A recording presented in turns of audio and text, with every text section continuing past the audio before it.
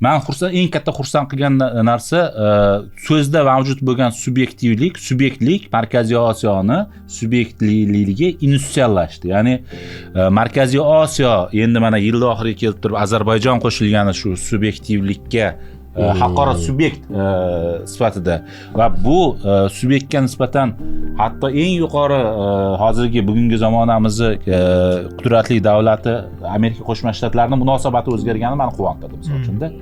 Va eng buni nuqtasi, ya'ni kvintessensiyasi kelasi yilda bo'ladigan G20 ga dirham taklif qildi. Mintaqamizdan bir emas, ikkita davlat taklif qilindi. Ilgari bu rostdan tan olinish mana shu. Qozog'iston, O'zbekiston kontekstda aytib ketingmi buni ham. Qozog'iston, O'zbekiston bu choyxona biz tashqaridan tomosha qilardik. G20 ya'ni dunyoni xo'jayini eng katta ekonomikasi bo'lgan eng katta 20 ta davlatini sammiti har yil o'tadi.